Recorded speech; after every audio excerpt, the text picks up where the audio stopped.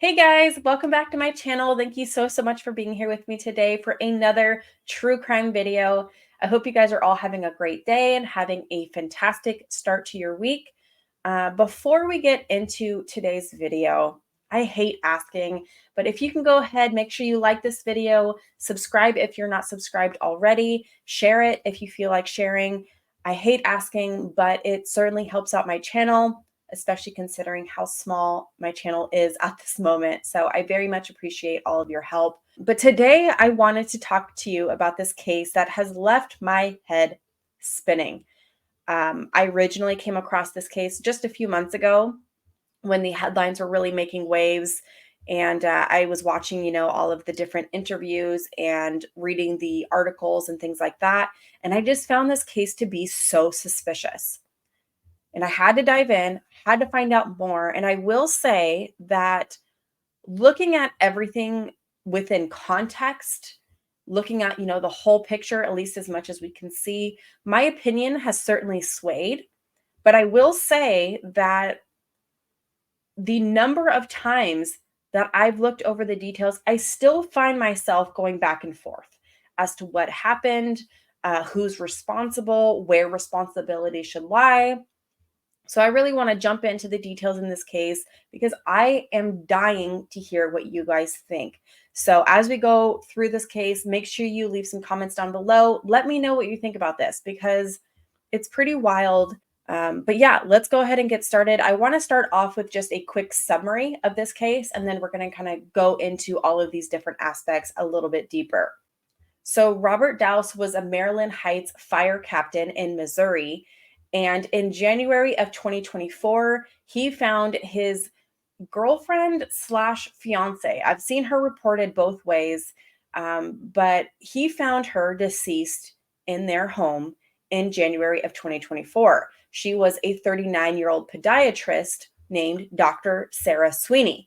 Now, Robert Daus called 911. They arrived and they considered her death to be sudden.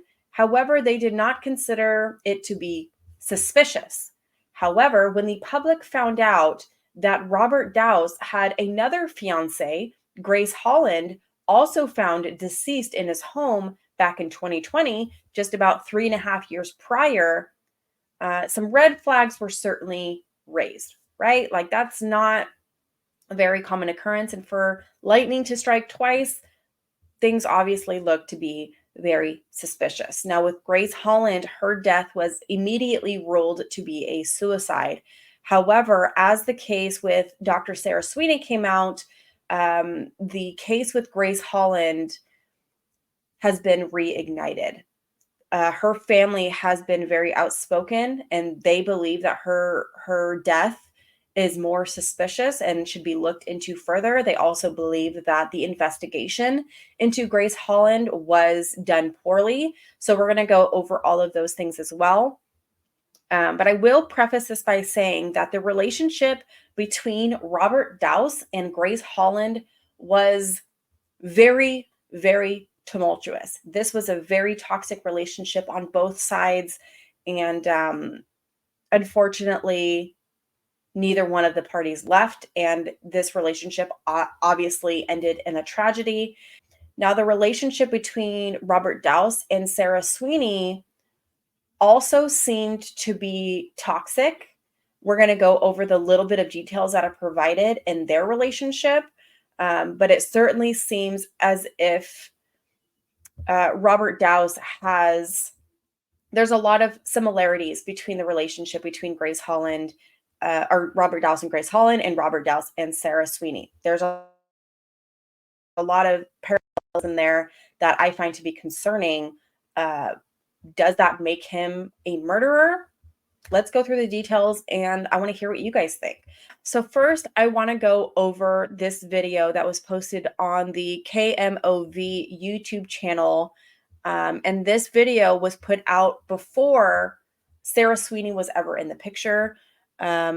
before she had passed away. So this was really all focused on Grace Holland, but there are some parts that I find to be so chilling, knowing what we know is going to happen in the future. A suicide or something more? Tonight, more than a year after Grace Holland died in Creve Coeur, questions linger over the fatal single gunshot to the head. Whether the 35-year-old took her own life all depends on who you ask. Her family claims there has been a cover-up, but police say that is simply not so. Tonight, News 4 Investigates peels back the layers of this complex case. 911, location of your emergency. July 22nd, 2020, a 911 call from this house in Creve Coeur. My fiancé just shot herself. Your fiance just shot herself? Yeah. The beginning of a nightmare for one local family. Yeah, it's hard to live in a world without her. Laura Holland is Grace Holland's identical twin sister. It's hard. It's hard to see her and her little girls. But what has made it all harder, she says, is what has happened since. I felt like she's not being treated as a victim here. I felt like, our family wasn't being heard at all. The police, Grace's family believes, have not done enough because of what they were initially told and who told them. I'm a captain with the fire district. I feel like that he's being protected because of who he is. From the very first hour, I started asking questions. Grace's father, Graham Holland, has since made it his mission to question the police. I mean, is it bad leadership, or is it bad training, or is it complacency? Piercing together what happened before and after Grace's death. There's all these little idiosyncrasies, and singly they don't mean a lot, but when you start to put them together, it does mean a lot. It's no secret Grace's 4-year relationship with her fiancé was very rocky. A captain at a fire department neighboring Creve Coeur, News 4 is not naming him since he is not considered a person of interest or a suspect. We'll call him John Doe and John afterwards. I don't want to be around you. Why not? I don't want to be around you, period. A video reportedly taken by Grace weeks before her death appears to show John wanted out of their relationship. I love you. I hope you have a good day. Okay? Yourself. Okay. And dozens of pages of text messages provided to police by John's lawyer also indicate significant trouble in the relationship. Grace often pleading to get married, he wanting to be done all together. In the months leading up to her death, according to the text between them, Grace had been pregnant. One exchange reads, quote, "Please stop telling me to kill myself," to which John replies, "You asked me, and I do not want to marry you, and I do not want this baby." At times, he's encouraged her to seek an abortion. Instead, it appears from their text, Grace may have had a miscarriage. John told police at the scene, quote, "She was depressed. We lost a baby. It's the second miscarriage, and she was very depressed, and I did not want to try another round." He told them she shot herself in the head right in front of him. Could that possibly be a motive? A motive for what? For harming someone? I think it's a stretch to say a motive for wanting to break off a relationship is a motive for murder. We sat down with Creve Coeur Police Chief Jeffrey Hartman. So I really didn't want to interrupt this video. I wanted it to go all the way through. But every time I hear that statement, because again, I've gone through these details multiple times, but when I hear, what's his name? Chief Jeffrey Hartman suggest that wanting out of a relationship is a stretch for committing murder. Like, sir, are you new here? We hear that all the time. If you look at Chris Watts, he killed his entire family because he wanted out of a relationship. To say that that is a stretch is ridiculous. It's ridiculous. And for us to be able to, I'm going to go back a little it's bit. a motive from Someone. I think it's a stretch to say a motive for wanting to break off a relationship is a motive for murder. We sat down with Creve Coeur Police Chief Jeffrey Hartman. For us to be able to call this a murder, we'd have to have some evidence that it was a murder, and it's just not there. He says he's confident in the investigation that was done, coming to the conclusion it was suicide. The medical examiner also ruling the same. The gun, the coroner said, was placed directly to Grace's head. What we have and what we know for certain is all point in one direction, self-inflicted. Grace's family acknowledges she had struggled with postpartum depression in the past, and just 2 months before her death, police say a witness found her crying and holding a handgun. A person's mental health history and their past attempts at suicide and the methods they try are all going to be factors that factor in. But Grace's family says things just don't add up. There's all these little things that the police didn't do. In May this year, John was interviewed on video by the police over a separate investigation involving claims of missing jewelry. But while he was formally questioned after Grace's death, the chief acknowledges that video was inadvertently erased due to an error with the department's recording system. John's phone was never seized, police say, because he wasn't a suspect. Though they were reportedly together all night and, according to John, had been intimate, Grace's phone records, obtained by Graham, not the police, show she called him repeatedly, back to back, within just an hour or so of her death. Why would you call someone who's sleeping next to you on the phone? Police, Grace's family notes, did not perform any DNA tests on Grace's gun. Chief Hartman says that wouldn't have been helpful because John was also known to have access to it. The police also didn't do gunshot residue testing on either Grace's or John's hands. Chief Hartman telling us those types of tests aren't reliable anymore. Just the presence of gunshot residue does not prove that you pulled the trigger, and that's the problem. The chief is wrong. The gunshot residue is a pertinent piece of information. Timothy Williams was with the Los Angeles Police Department for nearly 30 years, serving many years as a homicide detective. We provided him the police and coroner's reports, 911 location of your emergency. even the 911 call to review. It's a mortal injury. He questions John's calmness on the call and the couple's past. Based on your review, would you deem this a suicide? Now, there's too many questions that I have as an investigator that have not been answered. Grace, who was right-handed, was shot on her left side. The police report saying the gun was found near her right hand, but on the left side of her body. And you got more questions than answers. And here's perhaps one of the biggest questions of all. No suicide note was found at the scene. Instead, John told police he found 2 suicide notes in his briefcase the day after Grace's death.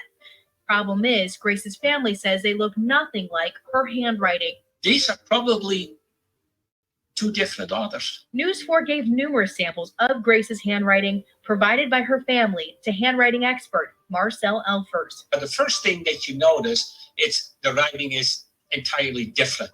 His analysis, it is likely someone else wrote the suicide notes. Only signatures from the note and from Grace's previous divorce paperwork, he says, have some similarities.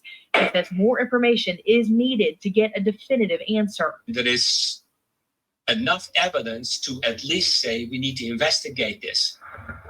Looking at everything now, you still have no indication that this was a murder. Still none, right? The chief says the case is still open for 2 reasons. They are consulting their own handwriting expert now, and they are awaiting results from the FBI on Grace's phone. Given the family's concerns, would you consider allowing another agency to come in and conduct a top-to-bottom investigation? I'm not opposed to it. I need to have some compelling evidence that there was some major failures in this. And I don't see that. There are some clerical errors in this report for sure, but that doesn't amount to a failure in the investigation. He denies any allegation that his officers would engage in a cover-up or even be too close to a fire captain. I know our investigators, they're going to do the right thing. I wouldn't wish what we've gone through in the past year upon anyone. But Grace's family says they're still not satisfied, continuing to fight for answers. Somebody has to. Maybe there's somebody else's daughter out there I can save.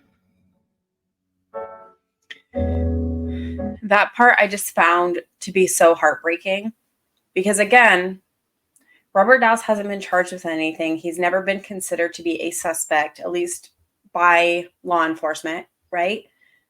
But what he had just said is maybe there's someone else's little girl out there I can save. And 3.5 years later, Sarah Sweeney would also be found dead in Robert Daus's home. Now, again, even in her death, Robert Daus is not considered to be a suspect in her death, But if for some reason he did have some more participation in these deaths, it's very, very heartbreaking to think about. Not satisfied, continuing to fight for answers. Somebody has to. You know, maybe there's somebody else's daughter out there I can save.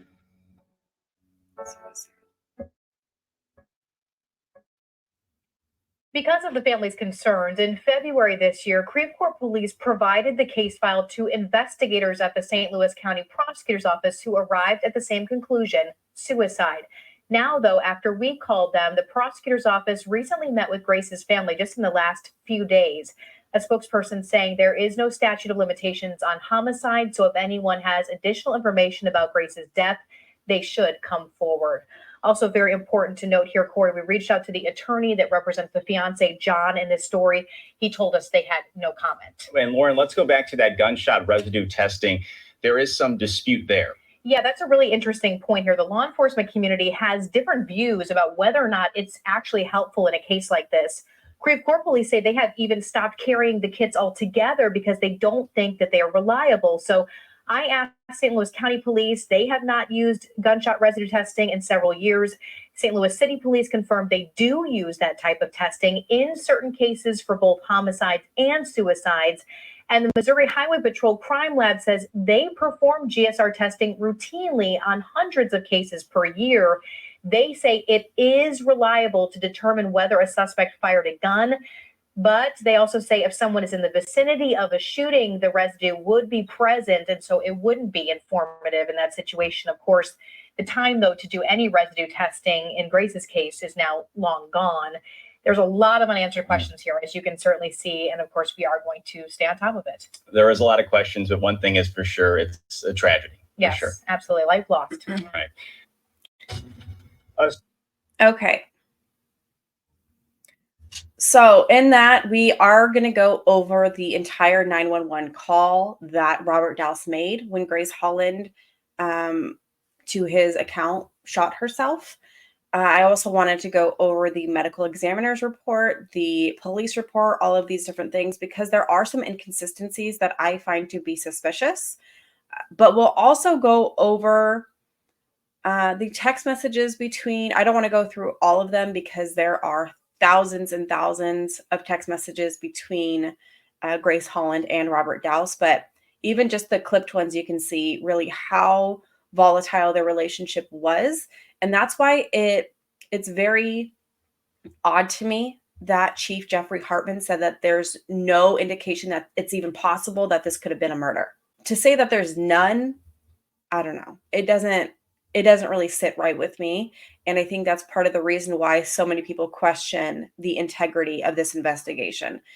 Because you even heard from that other, I think he was a Los Angeles detective, saying that based on everything that he knew, that he would not have rolled this to be a suicide because there are so many unanswered questions. Now, unfortunately, because her death took place so long ago, a lot of that evidence that might have proved otherwise is gone. I am curious about those letters, the suicide letters that were found in Robert Daus's, they were found in Robert Daus's suitcase. We're going to go over those as well. And then I wanted to go over what was happening in the relationship between Robert Daus and Sarah Sweeney. So the next thing I wanted to go over is the 911 call. Just this call alone just seems so bizarre.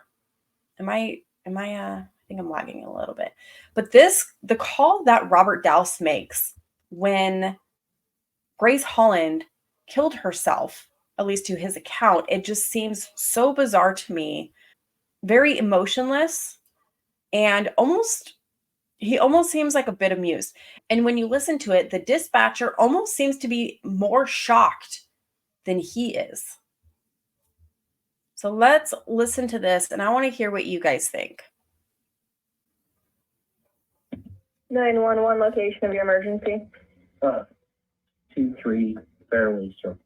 23 Fairway Circle. Yes, ma'am. What's going on? My fiance just shot herself. Your fiance just shot herself? Yeah. Okay. Okay. She it's a mortal wound. Okay. I'm a captain with the fire district with Maryland Heights. Okay. Okay, let me connect you over to Central County, okay? Just hang on 1 second.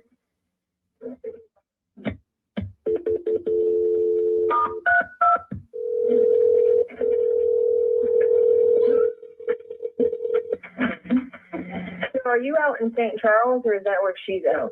Creek 4. Creek 4. Okay. This West Central with a transfer. He's at 23 Fairway. 623 Fairway Circle. Oh, I'm sorry, 623 Fairway Circle. Okay, is that a house or an apartment? It's a house.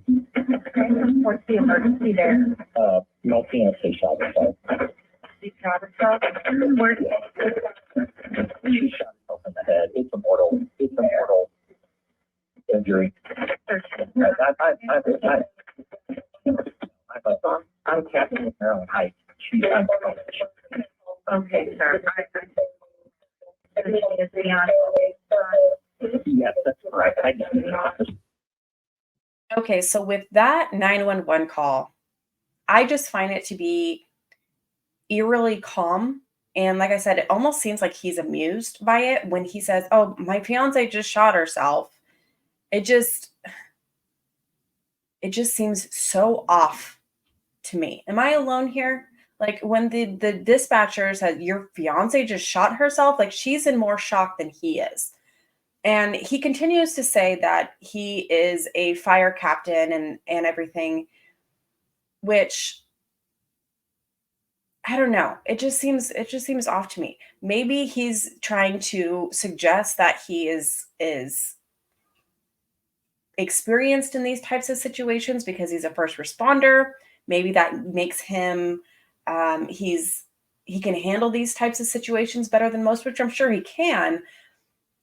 But even with those circumstances, we find out that he never tried to give Grace Holland any type of medical aid. And it seems as if you are a trained first responder, you would do everything in your power to try to save them, try to give them CPR or something. But just the way that he's handling himself and conducting himself on that 911 call just seems very off to me. Now I'm going to go over the autopsy as well as the police report when they first arrived, because another thing to take into consideration is that Robert Daus's story seems to have changed. Now, there's a possibility that perhaps the police report, maybe they didn't hear him correctly and they reported his account incorrectly in their report. So then when he gives his own statement, it's different. But as we go into this, there's so many questions. So many questions. So I also want to give a shout out to Gavin Fish. He does have his own YouTube channel, which I came across when I started looking into this case. And he has done a great job gathering a lot of different documents. And I did want to give him a shout out because it's very thorough, although he does come to a different conclusion than I do, which is fine. You know, we can all have different opinions. But I did want to give him a shout out because he does provide, I mean, he has all of the audio recordings, the suicide notes, handwriting samples, all of these different things. If you want to listen to all of them, you can go to his Patreon. I think it's just gavinfish.com, and $3 a month, and you can look at all of these. I'm going to go over a couple of them, not all of them, because we would be here all day. Just as he summarized here on his page, Grace Holland died in Crevecoeur, Missouri of a single gunshot wound to her head while in the bedroom in the home that she shared with her fiancé, Robert Daus. Her death was ruled a suicide by the St. Louis County Medical Examiner's Office. Grace's family members dispute the official cause of her death and say that Crevecoeur Police Department did not do a good job in their investigation into her death, likely because her fiancé is a firefighter with a local fire department. They seem to allege there's a good old boy network conspiring against them in their quest for justice for Grace. To add to the suspicion, a second live-in girlfriend of Daus, Dr. Sarah Sweeney, died just a few years later. The purpose of this page is to publish all of the information about the case that I've received after a response to a Sunshine Law request to the Creve Coeur Police Department. After looking at all the files, you can decide what you believe happened to Grace Holland. Was it suicide or murder? So here's his YouTube videos there. Again, you can go watch those and get a different perspective perhaps, and then all of the audio recordings. But I wanted to go over the police report. Okay, so here's the narrative report. This is the first report that was taken when officers arrived to the scene where Grace Holland was found at 623 Fairway Circle. On Wednesday, July 22nd, 2020 at 7:25 a.m., I received a call from Detective K. Schneider, DSN 1014 with the Creve Coeur Police Department, reporting the apparent suicide by gunshot death of Grace A. Holland, who was pronounced on this date at her residence located at 623 Fairway Circle, 63141. Per Detective Schneider, Holland was a 35-year-old white female. She resided at the above address with her fiancé, Robert Daus, herein referred to as Robert. Holland has reportedly been depressed in the last few days after a second miscarriage. She and Robert also had a recent discussion about how he no longer wanted to attempt to get pregnant and have children. This morning, Holland came to the living room to give Robert a hug, and she went back into the bedroom without speaking to him. Shortly after, Robert heard a single gunshot and located Holland in the bedroom with a gun and apparent blood beneath her head. Emergency services were contacted at 5:10 a.m. Holland was pronounced at 5:23 a.m. by members of the Creve Coeur Fire Department. Detective Schneider advised that Holland was located supine on the bedroom floor with her hands across her abdomen. Holland was clad in pajama pants and a t-shirt. Her head was turned to the left with a singular circular defect was observed to the right side of her head. Remember this because this is going to be important later. Holland had not moved or manipulated to look for additional trauma. The weapon was a semi-automatic gun and was near her right hand, to the right of her body. Again, this is going to be important later on. The weapon had not yet been seized and secured by law enforcement. No casings or projectiles had been located at this time. No suicide note was discovered on the scene. Detective Schneider indicated their agency had no reason to believe the death was anything other than suicide. However, Robert was at their station, currently being questioned per protocol. No other next of kin information is known at the time of the call. I advised Detective Schneider that Holland would need to be conveyed to the St. Louis County Medical Examiner's Office for a forensic examination and requested a return call once Holland had been moved and more information about the weapon and potential trauma was known. Lonnie Mortuary was contacted at 7:38 a.m. to arrange for transportation of Holland. At 9 a.m., I received a follow-up call from Detective Schneider. He advised the weapon had been secured and was a .38 caliber Glock 42. The casing failed to eject, a stovepipe malfunction. There was a second apparent circular defect to the left side of Holland's head, but no projectile was located in the bedroom. No obvious holes or defects were observed in the floor or wall near Holland. No forensic pathologist has been advised of the above details pending case assignment. A copy of the Creve Coeur Police Report 21158 will be requested at a future date. Any additional information will be added to the usual supplementary manner. So then we have the postmortem examination. All of her, Grace Holland's information here, the time of death, race, sex, age, all of that, birthday. Then we get into the actual examination. The body is that of a well-developed, well-nourished Caucasian woman whose appearance is consistent with the stated age. The body is 63 inches long and weighs 104 pounds. She was tiny. This is also going to be important, so keep this in mind as well. The body is generally well preserved. There is some green discoloration on the right lower abdomen. Rigor mortis is well developed. Liver mortis is posterior in distribution and is fixed. The contours of the chest, back, and abdomen are unremarkable. It goes over a surgical scar, which I believe is from maybe a C-section. No injuries on the neck. Extremities are normally formed. Goes over her hair, skin. Everything seems to be normal on that. Nose contains blood. Ears are pierced. Okay, so all of that seems to be basically saying that everything on her body looks to be normal except a green discoloration, which I'm assuming might be a bruising to her right lower abdomen.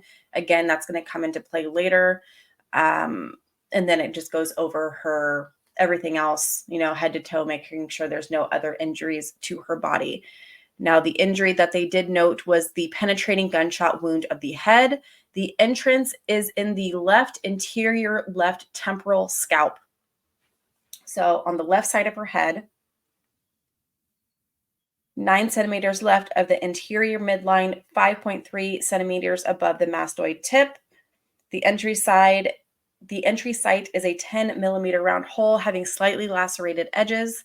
The entry hole is surrounded by a 35 by 30 millimeter area of superficial abrasions and erythema, if I said that correctly. Soot is present within the initial portion of the wound track. The wound track is rightward and slightly back downward. So it's like going in at kind of an angle. What I find to be very peculiar about that is that, and Grace Holland, we've come to find out that she had been trained to use firearms. She was kind of considered to be very supportive of law enforcement. She was in a program.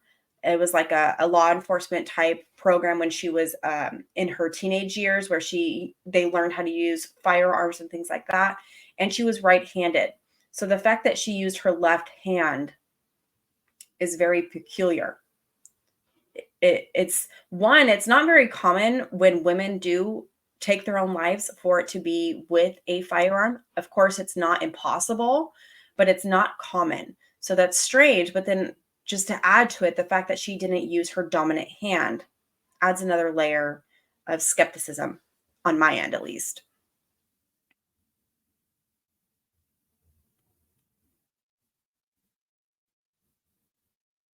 And again, this just goes over kind of just like a summary here. Gunshot wound to the head, entrance interior left temple. And again, they're saying the left temple, but the gun, when we look at the police report, and I don't even know if you'd call this a police report, because it just seems as if it was kind of relayed from the detective. So again, it could be an issue of, was this conveyed properly? But when you're, I think it's like an elementary school, middle school, where you play telephone and you start off with a certain phrase or a word, and then by the time it gets to the end, it's something completely different. It could be something like that. Maybe they didn't take down the information correctly, but they said that the weapon was a semi-automatic gun and was found near her right hand, to the right of her body. But if she was using her left hand, it doesn't seem as if the natural falling would happen on the right side. Additionally, they said that her hands were across her abdomen. It just seems off, right? Like something just seems off. But I don't know. What do you guys think? Does that seem suspicious to you? It just seems weird to me. Okay, so then lastly, it looks like it just goes over her toxicology report. I'm not quite sure how to read these, to be completely honest. From what I gather, and again, I can be completely wrong. From what I gather, it looks like she had alcohol in her system. I see alcohol. I believe, it shows like what they test for and then what she was positive for, right? Correct me if I'm wrong here. So the way that I'm reading this, it looks like she had some alcohol in her system. And then as we go down here, I can absolutely be reading this incorrectly, but it looks like she had some barbiturates and marijuana in her system as well. That's how, I mean, it says positive results are preliminary. It must be confirmed, but that's how I'm reading that as. Okay.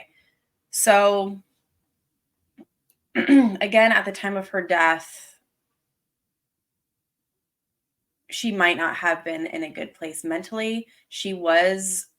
This all happened apparently at like 5 o'clock in the morning, while Robert Daus was getting ready to leave for work. And again, like we've gone over, that they had a very, very toxic relationship. And you saw just some little snippets of their relationship in that first video that we watched, where it shows those really awful text messages. And we saw like a little clip of a video she recorded just about a month before this all happened, all of these different things. So she was absolutely suffering with her mental health. She was struggling with her mental health. I don't think that that's up for debate. And we're going to go into that a little bit deeper, because I do try to look at both sides of every case that I look at. Because it's not always black and white, right? There's always more to it. So when I went over this narrative report, it talks about Robert, like right here, it says, this morning, Holland came to the living room to give Robert a hug. She went back into the bedroom without speaking with him. Shortly after, Robert heard a single gunshot and located Holland in the bedroom with a gun and apparent blood beneath her head. Emergency services were contacted at 5:10 a.m. Holland was pronounced at 5:23 a.m. by members of the Creve Coeur Fire Department. So I wanted to go over the actual written report that Robert Daus wrote himself. And it's vastly different from this narrative report. Okay, so here we have Robert Daus's voluntary statement that he wrote during his questioning. Now, again, the police department say that this footage of him being questioned was deleted. They don't have that in evidence, which again, I find to be very suspicious. Usually when there's too many coincidences, that's when things aren't looking so well. I'm not a huge believer in coincidences, but I'm sure, things do happen. I've actually had to record this a couple times because while I was recording it, my computer shut down and I had to start all over. So things do happen. It just seems very peculiar. So I, Robert Daus, understand I am not under arrest or in custody, and I am free to leave at any time. I am voluntarily giving the following information of my own free will for whatever purpose it may serve to Detective Parker, who has identified him or herself as a police officer. Goes over his name, his address, work address, all of that stuff. So here is his breakdown of the relationship. Later on, he gets into the details of what happened that morning. I met Grace Holland and have been dating for 4 years. We got engaged 2 years later and have been planning the right time to get married. Because of the restrictions of COVID, we recently got a marriage license and we're going to get married and going to get the marriage done and have an official ceremony at a later date. Grace was depressed about the delay of the marriage. She was also very depressed when we lost our first pregnancy/miscarriage. We were trying to get pregnant again, and it happened. We lost the second baby in July. She has periods where she would spiral over marriage, ex-husband issues, buying a house, and having a baby. There was an incident this year where she threatened to kill herself with a gun. Her sister Lori and boyfriend Nick broke into my house and found her with a gun. She stayed with her sister Lori following this attempt. Lori told me that this was not her first time attempting this type of suicide. We started going to Dr. Medeiros, who prescribed Seroquel. She was not compliant with the RX, but was better when she took it. Following the loss of our second baby, she was talking about being with our baby and that she missed our family. She wanted to start working on getting pregnant again, but we had agreed that if the baby did not carry the second time, we would not try again. She was finished with the miscarriage and was fertile again. She wanted to try again, and I did not want to try a third time. Now, in this statement, he's not completely off base. There's a lot of truth to what he's saying, and a lot of this will be corroborated by the text messages that we'll kind of go through and touch on later on. But he conveniently leaves out the parts where the parts that make him look bad, right? The parts that Robert Daus was essentially trying to pay Grace Holland to have an abortion, to terminate their pregnancy. He fails to go over the fact that he tells her multiple times, I want nothing to do with you. I don't want to get married. So he doesn't fully tell the full story here, which I guess isn't too uncommon. You know, people don't often voluntarily give out information that makes them look bad. But as we go on, it's still an important aspect to this case, in my opinion. Okay, so this is the morning that Grace Holland purportedly committed suicide. This is his story that he provided to the police that same day. The morning of July 22nd, Grace was upset because we had sex and I did not try to get her pregnant. She was in a spiral about our dead babies and me not wanting to have another baby with her, which I find just saying our dead babies just seems so cold. I got up and started my routine for getting ready for work. I was facing the left closet, getting my uniforms out when Grace came back into the room. She had left the bedroom and was about the house. I was holding my uniforms in my arms and she was trying to hug me. I told her that I did not have time to hold her this morning because I had to get to training. She pushed herself around my right side to force a hug while I was holding my uniforms. She reached in to pull me close. Her right cheek was up against mine. When she said goodbye, and I heard the shot. She fell to the floor by the hamper, and when I saw the gun and the blood from her head, I called 911. I never saw a gun in her hand at any time prior to the shot. Grace has had spirals that became violent towards me, some of which I left the house with my son and stayed elsewhere. I reached out to her sisters, Lori and Sarah, to intervene and help her. So his account of what happened that day, at least here, because again, in that first narrative report that we went over, it says that he was in the living room where Grace came into the living room and then basically hugged him, said goodbye, and then she went into the bedroom, and that's where he heard the gunshot. So he went in there and found her. However, this report is something completely different. He is saying that he was in the closet getting his uniforms ready for work when Grace came in there to give him a hug. He was saying that he didn't have time for a hug, but she kind of forced it anyways, to where she pulled him close where their cheeks were touching. Her right cheek was up against mine when she said goodbye and then pulled the trigger to her left side, which I think it was Gavin who mentioned, like, was she trying to do kind of like a murder suicide, hoping that the bullet would have gone through her and then to Robert Daus?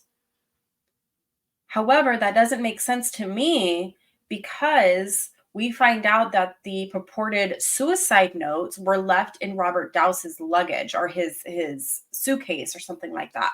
So if she was attempting to take him out as well, she also left him a note. At least that's what he says. We're going to go over the handwriting on those letters and how they don't necessarily look like her handwriting. But from his standpoint, he's saying that she pulled him close. And again, she's tiny. She's like 5 foot. And I think he's like 5'8". but there's still a pretty significant difference in height for her to have pulled him close and to have done that while he at the same time is kind of like pushing her away, saying that he doesn't have time for it. It just, again, it just seems very, very weird to me. Maybe I'm alone. What do you guys think about this? Do you think that this sounds all reasonable? Do you think all of these things are lining up in your mind? I want to know what you guys think. Okay, now let's go ahead and go over all of the photos that were taken at the crime scene. Again, these are all through Gavin Fish. He did a great job investigating this case and getting all of this information from the Creve Coeur Police Department through the Sunshine Law. So first, they take this first picture here, start of photos.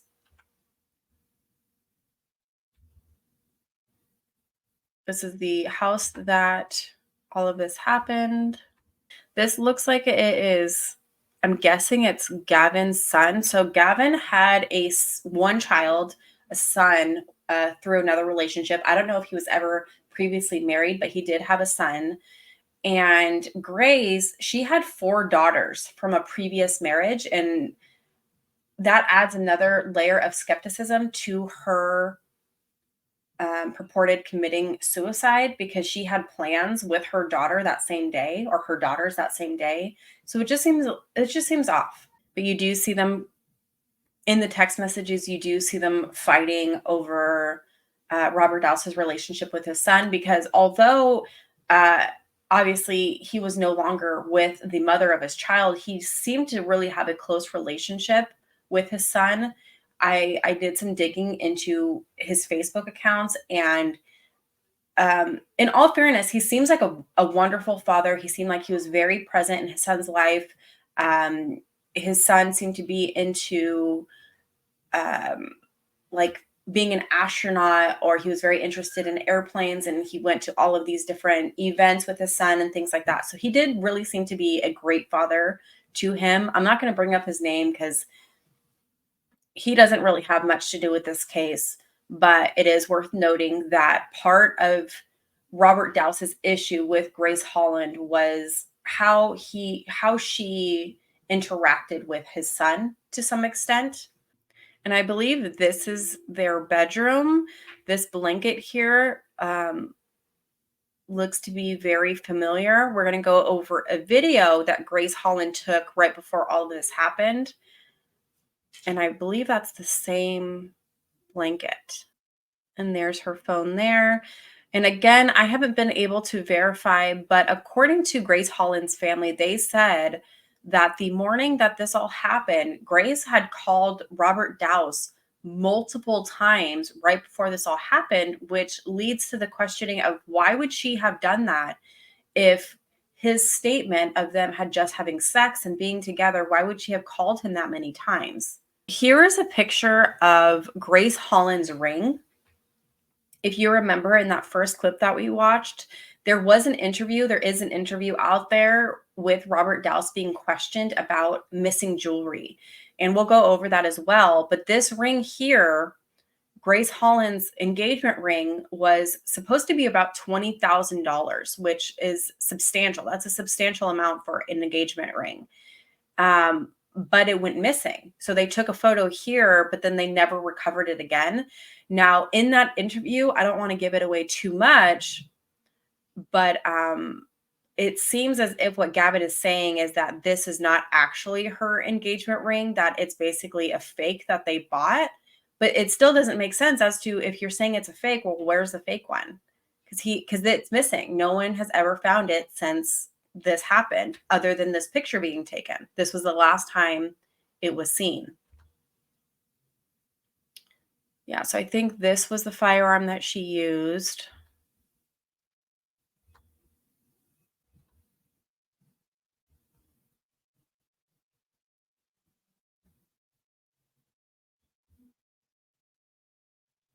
And as far as the gunshot residue, because like they were saying that they didn't even bother to do a gunshot residue test, which I think is a mistake. I was watching another trial with Destiny Oliver. She was a 5-year-old little girl who had been shot, and there was a gunshot residue expert that was the prosecution's witness, and he even agreed that you can have gunshot residue on you, on your person, even if you're in the same room as someone who fires the weapon.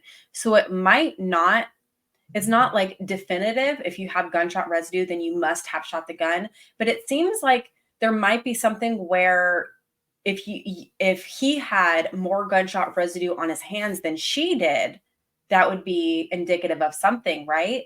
And the fact that they did nothing, it just seems like it would be better to have it and not need it than need it and not have it, right? And with any type of investigation like that, from what I've heard detectives say, is they always look at these investigations first as if a homicide is possible, and then they will rule it a suicide. And the fact that they kind of automatically ruled it a suicide without doing all of these extra steps makes it difficult for there ever to be a thorough investigation because all of this evidence is gone. So let's go ahead and go over the purported suicide notes. My dear girls, I love you so very much. Please be good to each other. I know I have left you with morals and values. I have no doubts that you will accomplish all of your dreams. I am so very proud of you. Being your mom was the greatest gift in my life. Love always, Mom. And then we have the letter that she is believed to have written to Robert. Dear Robert, please do not be angry with me for leaving. I love you so very much. I will regret we didn't have more time together. But like you said, this is for the best. Life is too short not to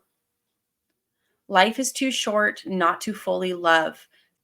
Someday I hope you realize that you are worthy of love. I will always consider you my great love. There is so much more to life than money and things. I know you wouldn't agree. There are many things I wish for as I reflect back on my life. Things and money are insignificant. Goodbye, my love. Your Grace. So this is a handwriting sample from Grace. So her handwriting certainly seems to be different. So when you look at the signatures, I can see some similarities. So here is a sample of her handwriting that we see here, right? And then we look at the note.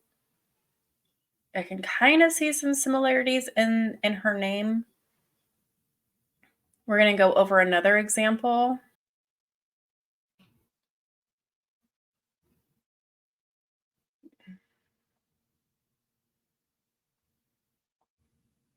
And if you look at the word love, I could see some similarities there also. And you and your, I can see some similarities there. Yeah, I don't know.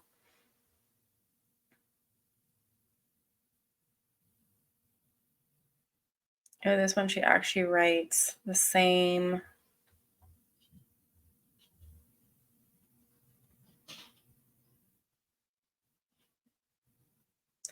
I don't know, actually. See, and this is what I'm talking about. I go back and forth. So we look at this one right here, and it says, I am so very proud of you, G. And then we look at this letter. I am so very proud of you. Not only is she, the handwriting does look the same here, but she even uses the same exact phrase. I'm so very proud of you. Which isn't like a very uncommon phrase, but it's still written here the exact, it looks pretty identical to me. I'm more convinced that those letters are from Grace herself.